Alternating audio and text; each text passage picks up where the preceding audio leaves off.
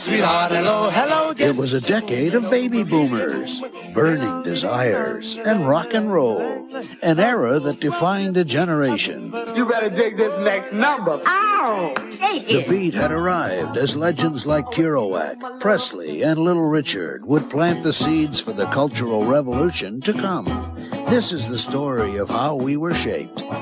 David Halberstad's The 50s, next on the History Channel.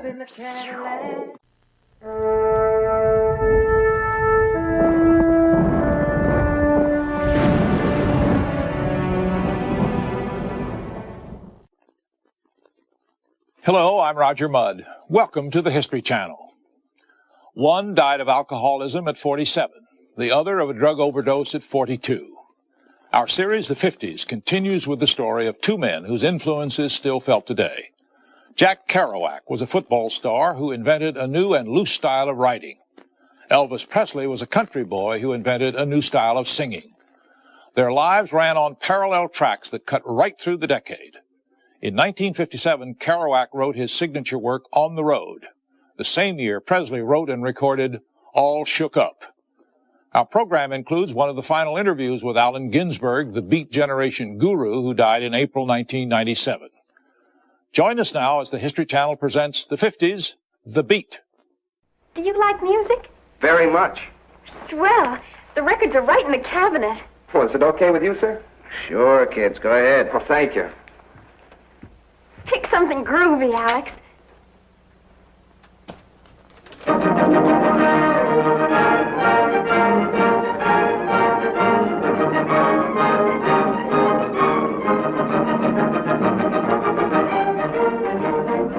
Well, listen, let me tell you, baby, what I'm talking about.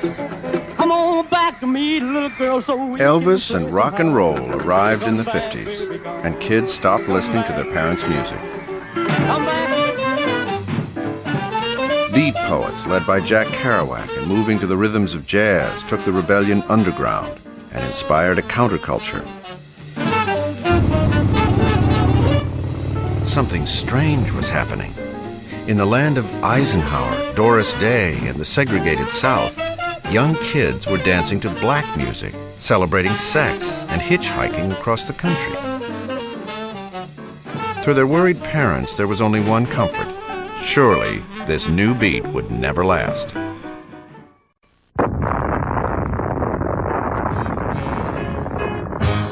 on, baby, let the good time roll.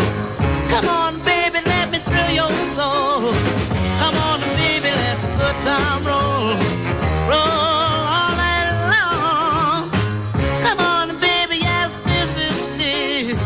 This is something I just can't miss. Come on, baby, let the good time roll. Roll all night long. Come on, baby, while the thrill is on. Come on, baby, let's have some fun. Come on, baby, let's... You better dig this next number. Ow! Take it.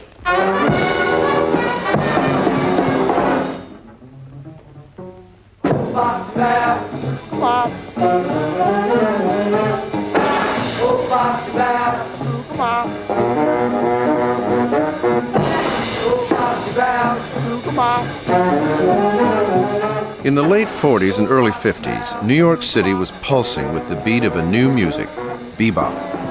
It was an original African-American sound that was changing the rhythm of the city's culture.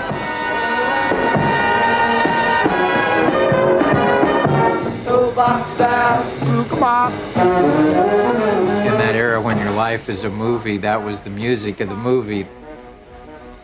You could walk over to the 5 spot and hear Thelonious Monk and John Coltrane. That was the house band.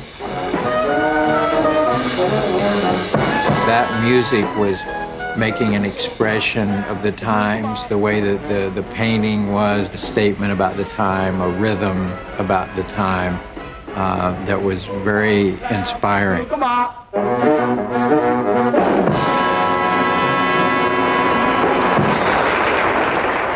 Musicians, painters, and writers migrated to New York in search of new ways to express a discontent with the limits of post-war life. One of these was a young aspiring writer named Jack Kerouac. When I first met Kerouac, he was a poet, and I was studying at Columbia. I was amazed how beautiful he looked, and how serious he was, and how friendly he was to me. I don't know what he thought of me, but he liked the idea that I thought of myself as a poet. He had a kind of dark handsomeness, certainly, and a clarity of features, a very handsome face, but also a kind of a very tender, melancholy, brooding, intelligent mind. Kerouac and Ginsberg banded together to form a loose group of poets and writers known as the Beats. I think what attracted us was that everybody was somewhat interested in literature, poetry, art, and to define some kind of new vision of America.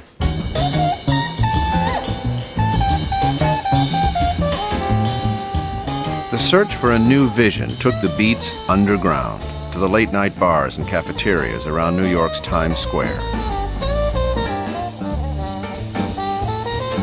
Kerouac began picking up on the word beat, drawn from the common vocabulary of Times Square, meaning in those days exhausted, worn out, maybe homeless, maybe up all night, not wanting to be hassled. It didn't mean beaten. It didn't mean the beat of drums. It didn't mean hearing the beat man snap, snap, snap, all that hippy-dippy stereotype you get on mass media. It just meant emotionally and intellectually exhausted and wide open, and maybe receptive to some other awareness, some more deeper perception. The other beat driving Kerouac was the rhythm of jazz. He didn't want to be just another writer. He wanted to be a jazz musician who played the typewriter.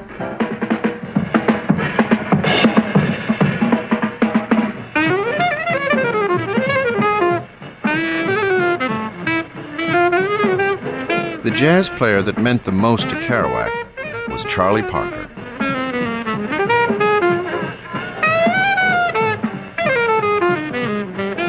Charlie Parker was the greatest alto saxophonist who ever lived. I mean, this is a guy who believed everything should be original. And, some people said that he was able to invent classics on his feet.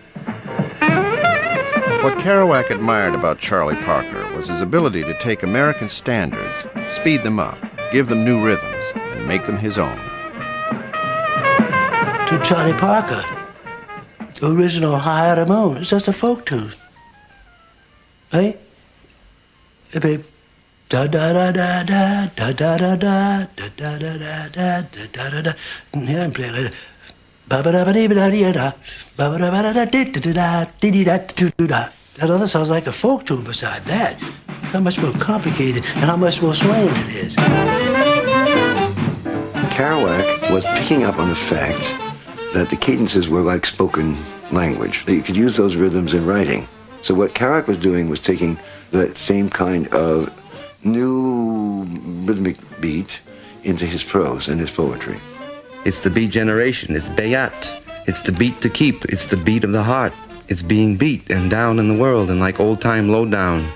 And like in ancient civilizations, the slave boatmen rowing galleys to a beat. Kerouac had found his form. Now he needed a subject. Then, one day in 1947, a real-life hero walked in the front door of Kerouac's apartment. Who put the band's a dream in Mrs. Murphy's old feet? Kerouac called him a young Gene Autry, a sideburns hero of the snowy West.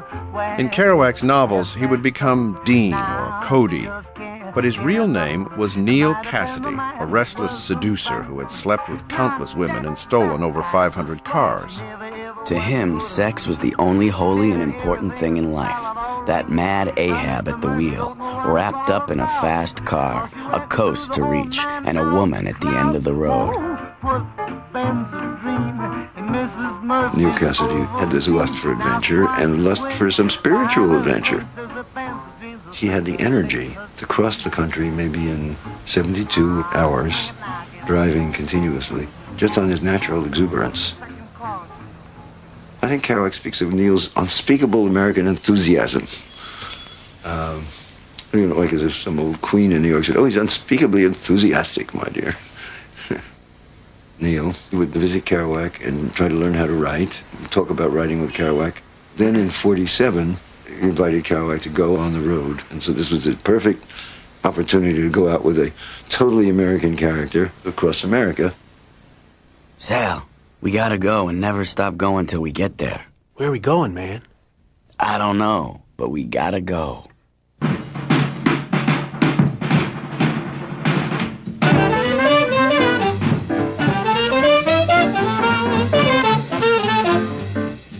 Across America, Kerouac began writing a novel in his mind, a beat novel set to the rhythms of bebop that would discover for a new generation the American dream of a land without limits.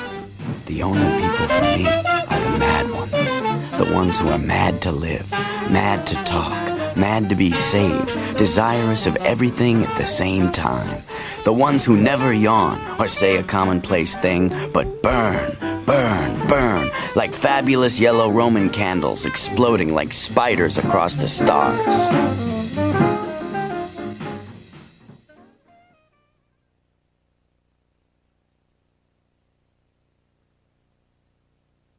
Now the bellhop tears keep flowing, the desk clerks dressed in black. Well, they've been so long on the street, they'll never look back. And they're so lonely, baby. Well, they're so lonely.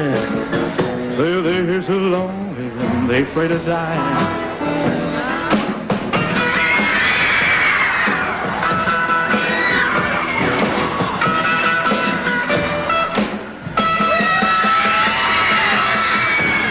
Elvis was a crossroads personality. He was a country hick with dreams of Tinseltown who offered the ultimate American dream. To be outside, but not lonely. Free, but not poor. Naughty, but nice. Address unknown, naughty. Elvis Presley was born in 1935 in East Tupelo, Mississippi, a sharecropper's town. Struggling to make ends meet, Elvis and his family lived in a designated white house in a black neighborhood. It was a symbol of the post-war South, segregated and racially mixed.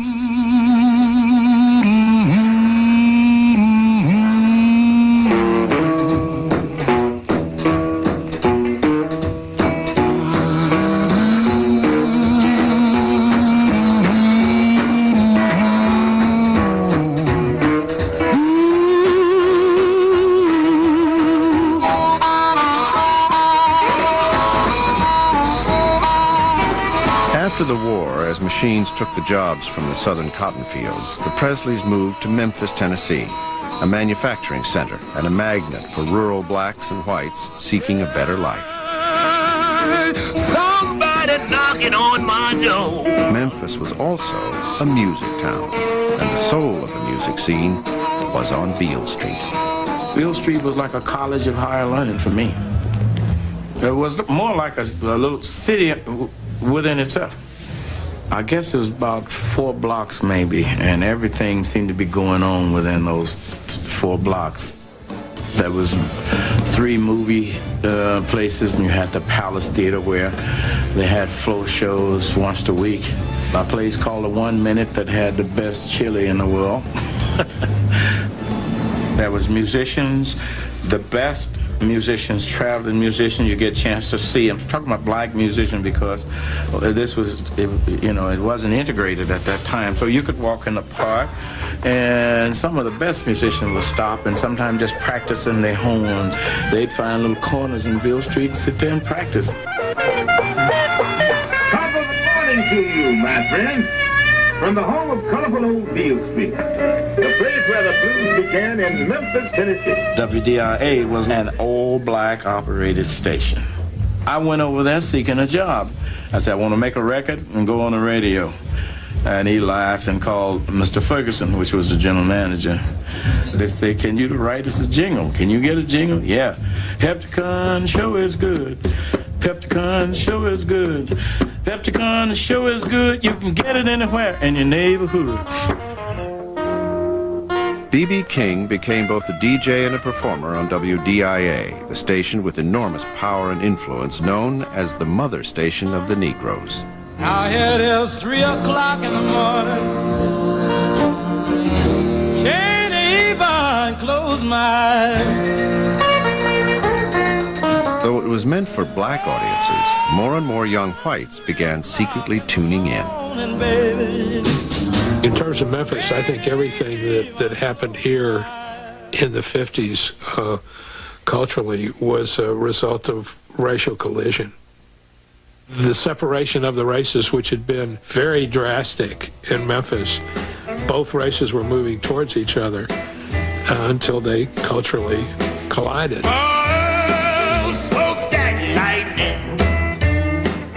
Elvis was drawn to the music and the gaudy style of Beale Street. And it was where the black pimps and gamblers bought their clothes, as did Elvis. I did. Anybody, you know, the kids from Memphis, you knew to go down to Lansky Brothers. I vividly remember my first white silk-on-silk Lansky Brothers shirt. I'd give anything to have that now. The big rolled shawl collar, you know, I mean.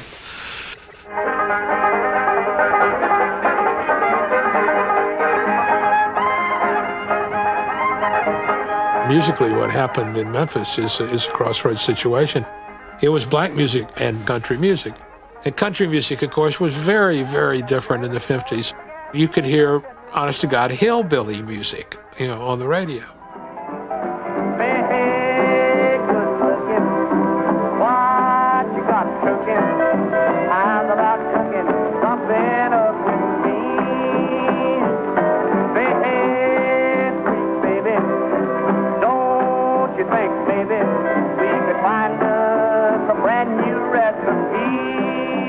Elvis Presley grew up on country music. He was singing some of Hank Williams' songs. He was singing some of Gene Autry's songs, but he sang them in a way that nobody else could do. In Memphis, Elvis was like a kid in a candy store, grabbing at what he liked, the Ink Spots and Dean Martin, white gospel singers and black blues bands. Well, now that's all right, no mama. That's all right for you. But at the time, mixing up the sights and sounds of the races was against the rules. It would take a peculiar businessman to change all that. That's all right now. In 1950, Sam Phillips opened the Memphis Recording Service, 1 block from Beale Street, to record what was then known as race music. I had one thing in mind. That was to explore the real talent potential that was in, quote unquote, this area. I knew that it had been overlooked all these many years.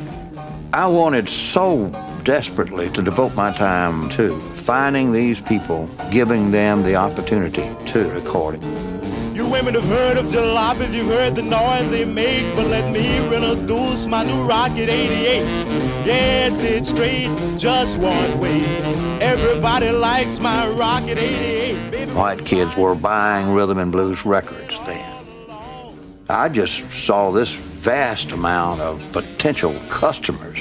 And I knew if we could get somebody that was white, that was singing with the fervor, the feel, and with the natural style, and with the honesty, and, quote me again, the integrity, that the feel that you got from black music, that would be a boon to this business. In 1953, Elvis Presley was driving a delivery truck, but he wanted to be a singer. Over and over again, he would pass by Sam Phillips' studio, trying to muster up the courage to go in to record a song. Elvis was like so many black people back in the 50s and before. He had grown up real, talking about poor financially. He was very insecure from the standpoint of what the future held for him. He made up this bit about his mother's birthday, and he wanted to do a record for her. Now, we found out, and I didn't know at the time, we found out that her birthday had long since passed, you know, and he wasn't ready for a new one. A million years it seems have gone by since we shared our dreams. but I'll hold you again. I'll be no blue memories then. Sam Phillips asked his secretary to make a note of the boy's name and to add a brief comment. Good ballad singer, hold for later. Will do, just as long as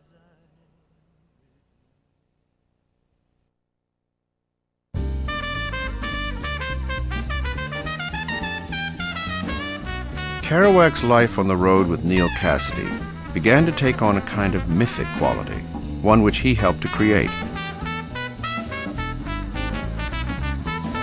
He wrote about his experiences as if they were part of a mystical quest for a new, offbeat American dream.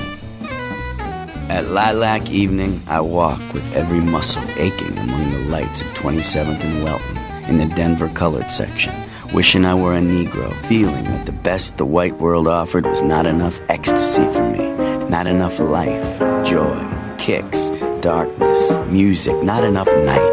I stopped at the little shack where a man sold red-hot chili in paper containers. I bought some and ate it, strolling the dark, mysterious streets.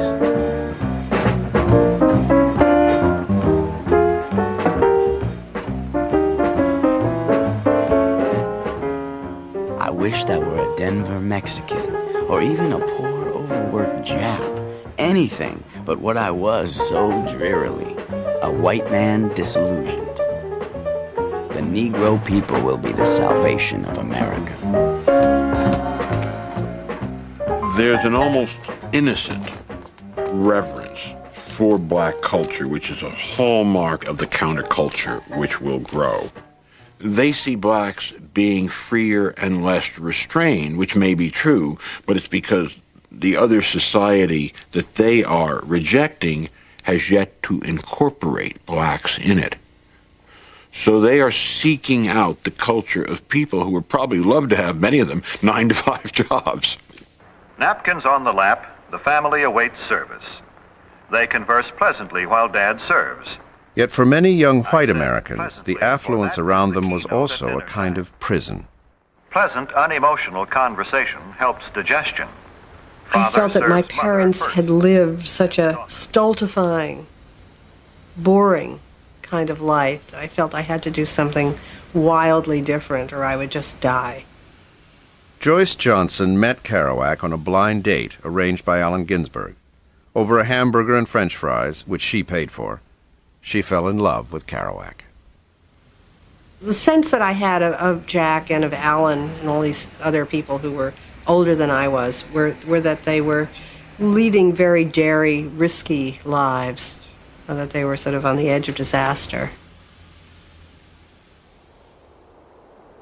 During the early 50s, Kerouac spent more and more time on the West Coast, where he discovered Buddhism, took long retreats into the wilderness, and experimented with drugs.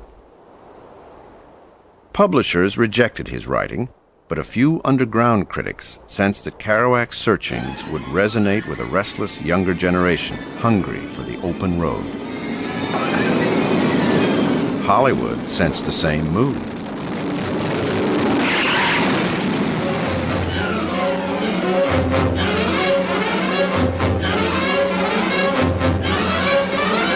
Hey, Johnny, what are you rebelling against? What do you got? Man, you are too square. I have to straighten you out. You just go. They took the song of the open road and set it to a new, modern beat with lyrics that came straight out of black jazz clubs. Now, if you're gonna stay cool, you got to wail. You got to put something down. You got to make some jive. Don't you know what I'm talking about? Yeah, I know what you mean. Well, that's all I'm saying. My father was going to take me on a fishing trip to Canada once. Yeah, We didn't go. crazy. What's your road, man? Holy Boy Road, Madman Road, Rainbow Road, Guppy Road, any road. It's an anywhere road for anybody, anyhow. Kerouac could type almost as fast as he could think, or as fast as he could think.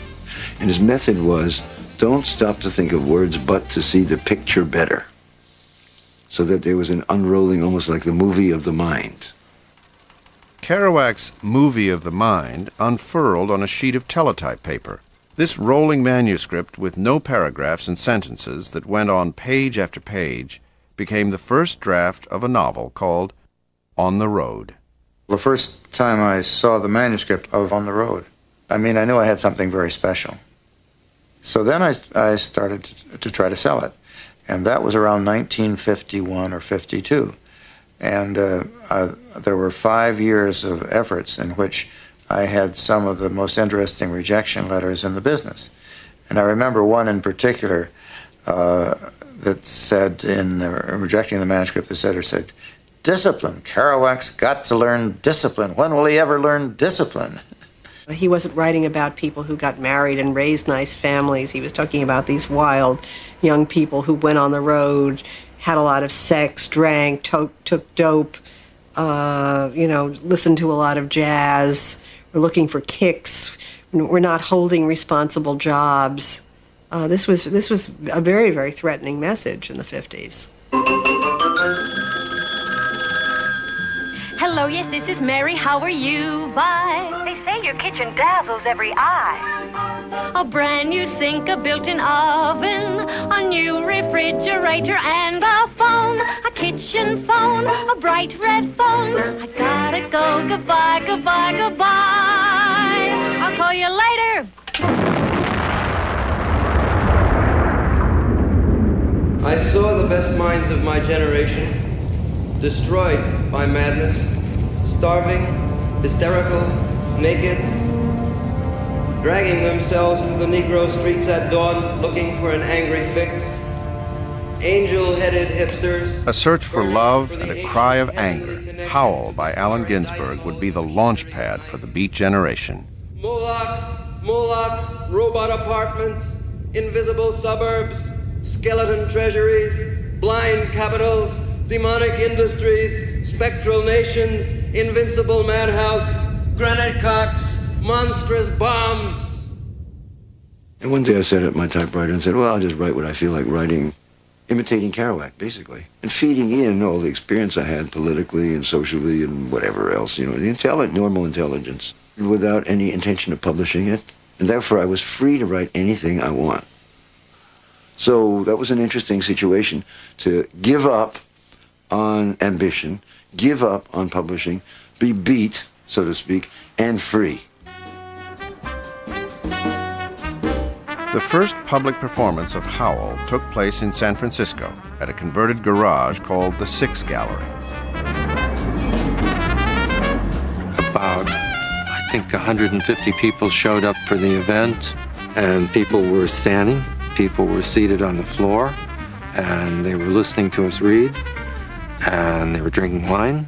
Jack Kerouac was in there going, go, go, go, go, as we read. So it had some of the aspects of a jazz program. What Howl was for all those people who were feeling that police state authoritarianism and were suffering from it and needed to hear that they weren't alone in their suffering. That was a big change in American thinking.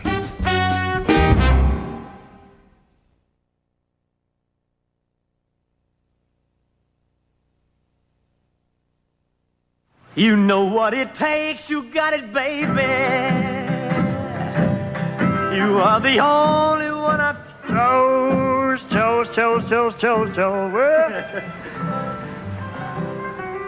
Sam Phillips invited Elvis back to the studio and brought in two other musicians, Scotty Moore and Bill Black. Phillips was disappointed with the results. Whatever he had originally heard in Elvis's voice wasn't coming through.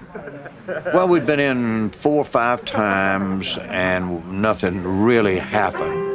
And so I had come in the studio and told them that, hey, they could stay around and kick it around a little more, or they could go on home. And Elvis kept on his guitar. In the meantime, Scotty had taken off his strap on his guitar, and Bill had laid his bass down, his old upright doghouse bass. And Elvis cut down on this thing, and I mean, he just beat the hell out of the guitar. I mean, he'd break strings going and coming. And he started out, "That's All Right, Mama." Well, I'd heard that old song, but I mean, he had never offered it, at all. In fact, I had no idea he knew it. When I heard that, man, I said, good God, this is what we're looking for. Well, that's all right, Mama.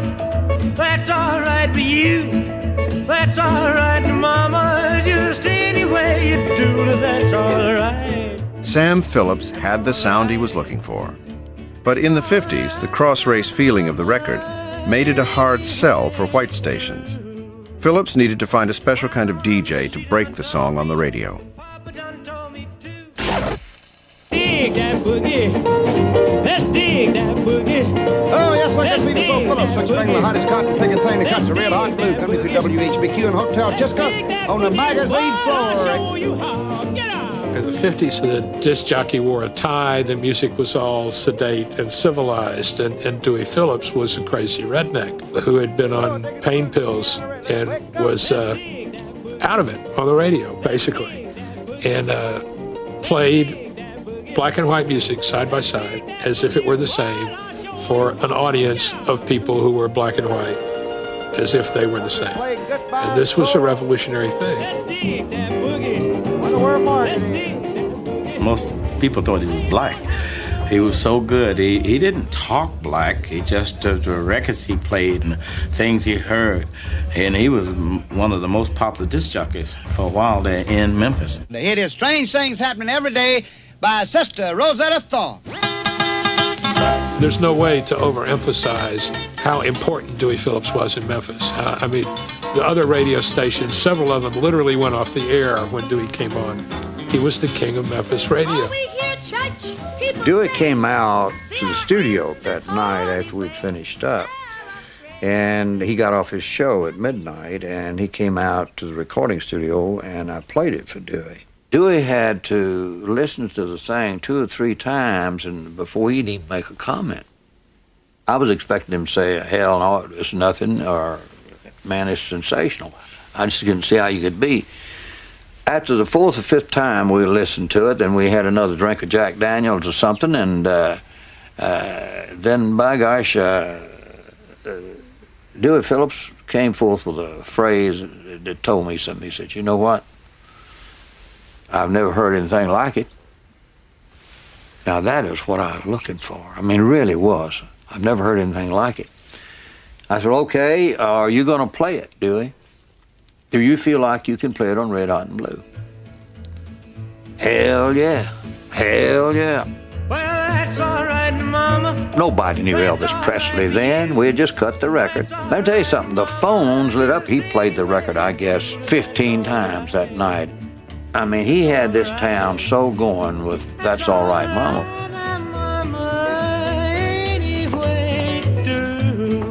The first thing I got out of a lot of disc jockeys was, well, what is he? What category does he fit in? You had a little bit of the country feel, but you had a whole lot of the race feel, as they called it then.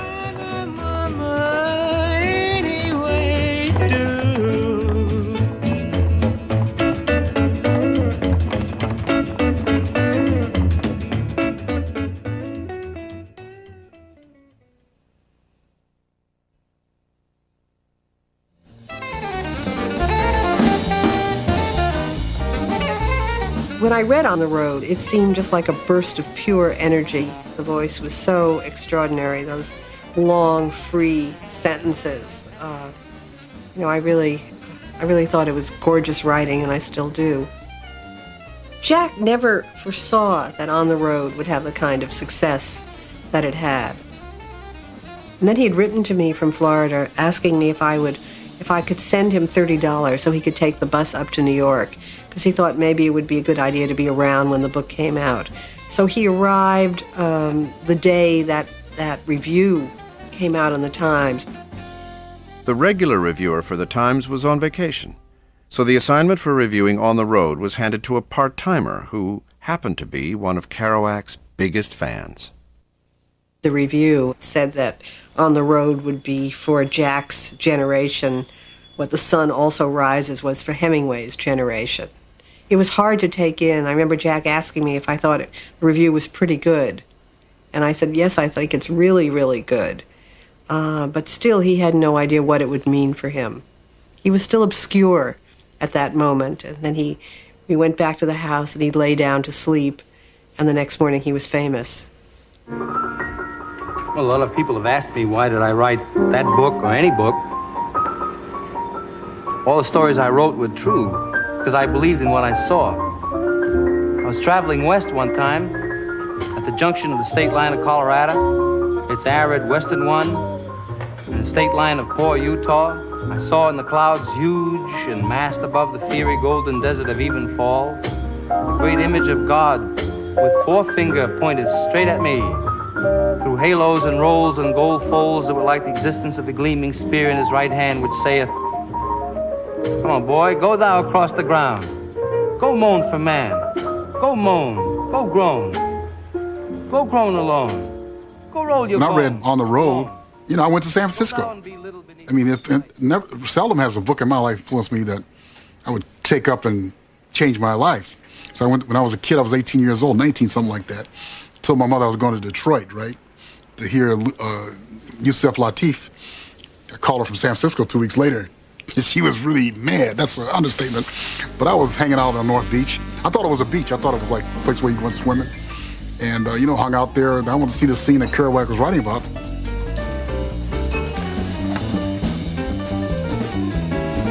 Black people and white people could have very easy relationships with each other because that too was sort of part of the whole beat scene. They organized readings and they started their own galleries, or they published little magazines and even small books. It was simply people coming along and recognizing that films didn't have to all look like so-called Hollywood films, that paintings didn't have to look like French paintings, that one could make art in a way that had to do with the conditions of the self and the conditions of the time that one was living in, rather than one was taught to think that this is the way art should be or that films should be. Pull my daisy, tip my cup, all my doors are open. Cut my Are holy flowers holy? Is the world holy? Is glasses holy? Is time holy? Is all the white moonlight holy? Empty rooms are holy? Kneel holy? Come on, Bishop, tell us. Toy holy? Byzantine holy? Mock holy? Is American flag holy? Is girl holy? Is your sister holy? The film was really identified with the spirit of the time. It had a kind of liveliness, an unexpected quality, and that was the thing which people had come to expect from the new poetry, from the new cinema, from the new painting. That kind of delight that could happen, that the minute you see it, you become engaged.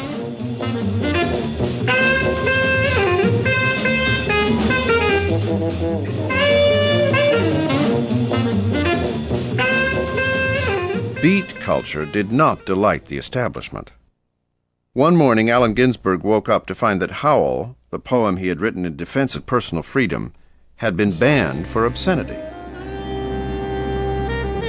Kerouac, plucked from obscurity, suddenly became an object of public scorn and ridicule. Mainstream critics attacked his style with surprising bitterness.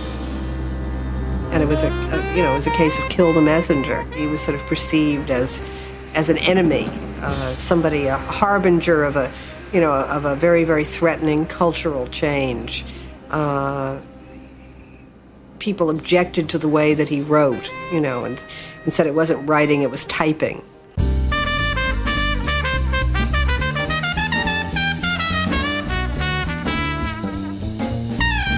While the Beats were mocked by the mainstream, they were also absorbed by it. Books and movies exploited a popular fascination with the Beats. So unlike the rest of society, they seemed to inhabit an entirely different universe. At the time of the Sputnik, a San Francisco columnist, Herb Cain, thought, oh boy, these poets, they're out of this world. So I said, beatnik, beat plus Sputnik. And naturally the press thought that was very good way of mocking the artistic activities and also headlining the berets, bongos, and the bedbug aspect of what they saw. They gave beatniks a bad name. These are the beatniks, the defiant young, coming from every walk of life, wrought with suppressed emotions, and mocking the everyday course of modern society, intent on striking back as they wage a battle for their right to be heard. The beatniks.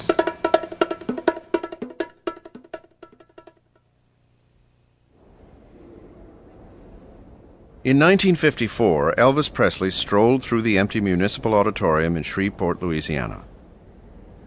The success of That's All Right Mama earned him a tryout on the Louisiana Hayride, a live concert radio show that beamed out over 28 states. Just a few weeks ago, a young man from Memphis, Tennessee, recorded a song. It's really doing good all over the country. He's only 19 years old, Elvis Presley. Let's give him a nice hand.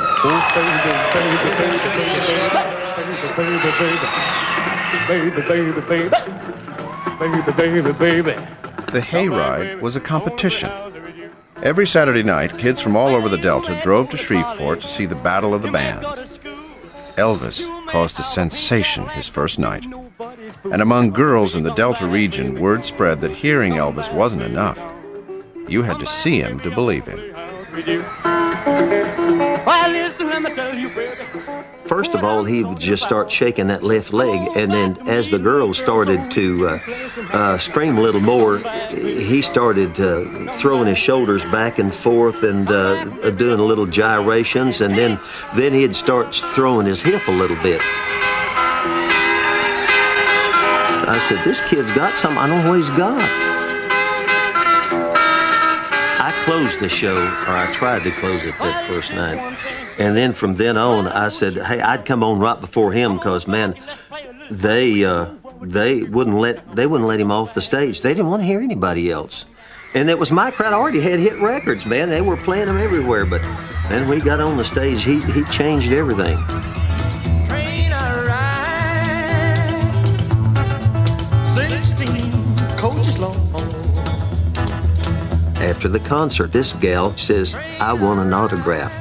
And just right at the thing when she said, I want an autograph, she pulled down her bra and slung out. And he said, you mean, and his face turned red, and he said, you mean you want me to autograph? And she said, yes. And there was this girl sitting beside me, teenage girl, a little older than me. And she was just sitting there like she was frozen. All during Hank Snow, she didn't move. And then the Jordanaires start their show, and she's not moving. And I finally said to her, are you okay? And she said, yeah, I'm saving myself for Elvis. And as soon as Elvis came on, she went bananas,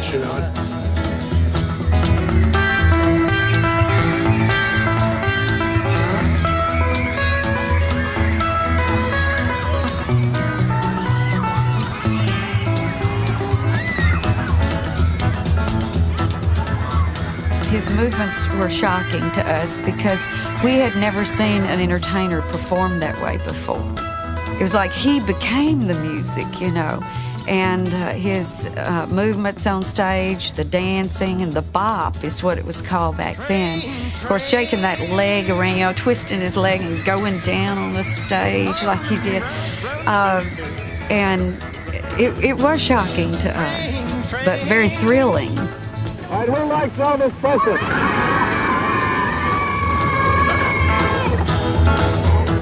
To understand the Elvis phenomenon, a young reporter named David Halberstam took a train ride with the young Mr. Presley.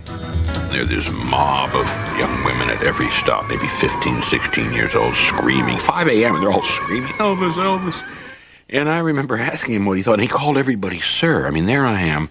I'm the same age as he is, maybe 6 months older, and he makes probably 1,000 or maybe 10,000 times as much money I'm making. I'm making $90 a week. And he says, I ask him, what do you think's behind this? He says, well, sir, I don't know what it is, sir, but it's, I think, a real good thing, sir, and I'm not going to fight it.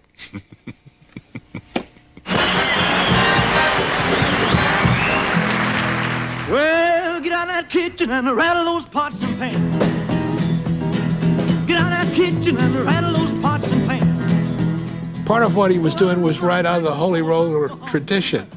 It was a thing that you would see in church, the gyrating, the twitching, the spasm, if you will, that he... Go back to the Dorsey show and see what he was really doing. He was standing there with his legs spread out, keeping time with his knees until the guitar solo. And during the guitar solo, he stepped back from the microphone and he shook.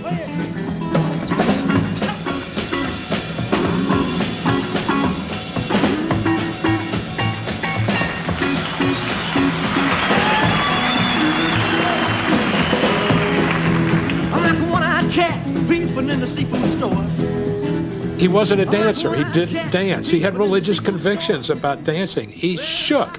And now, compared to Mick Jagger, Iggy Pop, however far you want to take it, it's nothing. But then, it was vulgar, it was unacceptable, and it was revolutionary, and it was liberating. What you want to do right to save your doggone soul? Hit it again.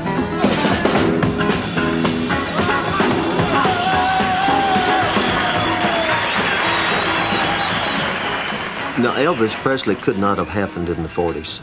The world wasn't ready for it.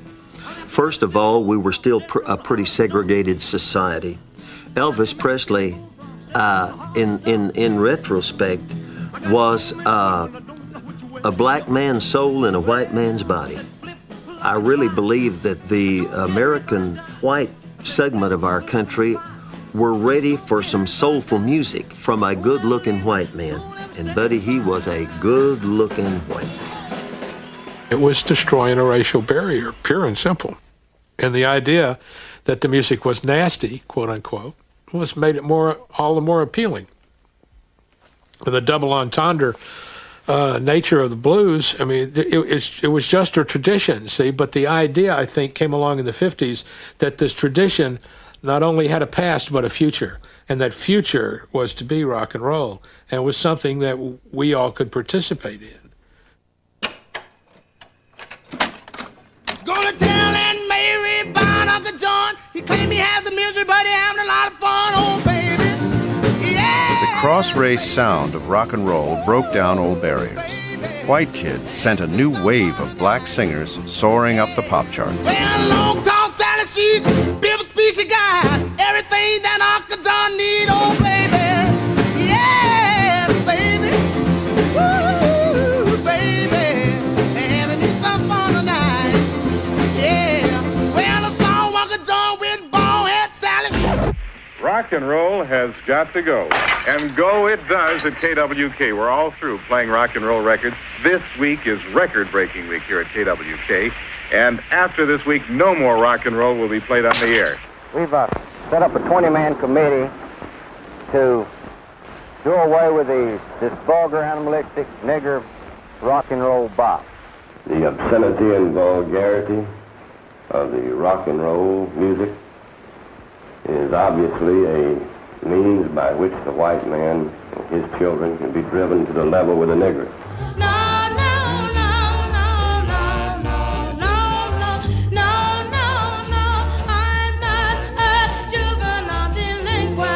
Rock and roll was here to stay because of a new phenomenon, the youth market. By 1956, there were 13 million American teenagers with a total income of $7 billion. The average teenager earned $10.50 a week, more than the income of an entire family 15 years earlier.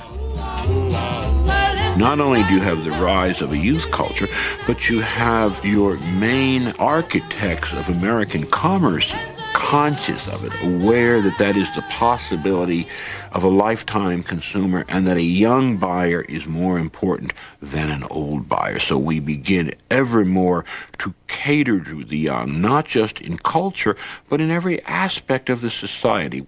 Hold me close, hold me tight, let me thrill with delight, let me know from the start. I want you, I need you, I love you. With all my As the audience for rock and roll got younger and younger, record companies offered new technology that allowed kids to listen to their music whenever they wanted to. In the 40s, family Victrolas and table radios were controlled by parents. In the 50s, teens could buy portable radios and record players. I think there was an Elvis Presley model that you could buy for about $47, $1 down and $8 a week. And with that, the kids had their own machines, and they could buy these little 45 RPM records and play it in their room. And with that, they didn't have to gather with their parents and listen to their parents' music. They were a separate nation commercially. Elvis represented the idea of individual freedom. I am free to shake my leg, whether you think I am or not. You know, I'm free to sing black music, although it's socially unacceptable. I'm free to grow my hair longer than is socially acceptable. This is my statement as an individual. I think that's what Elvis was about. It's the American dream. I'm gonna tell you how it's gonna be. Are you gonna give your love to me? The quest for personal freedom was hard on the Pathfinders. Jack Kerouac, searching for an America and a peace he never found, ended his life in an alcoholic rage. Oh, well, you know my love and not, baby. Elvis became a victim of his own spectacular success. Leaving his raw sound behind, he launched a movie career, spawning imitators and parodies, even as he himself became a prisoner within the walls of his Graceland estate. I try to show it. By the end of the 1950s, the rebellious new beat of poets, writers, and rock and roll singers had become the fuel for a commercial machine that sold youth culture around the world. Just how I feel. But the spirit of rebellion was not extinguished. It burned slowly until it exploded with unanticipated force in the 1960s.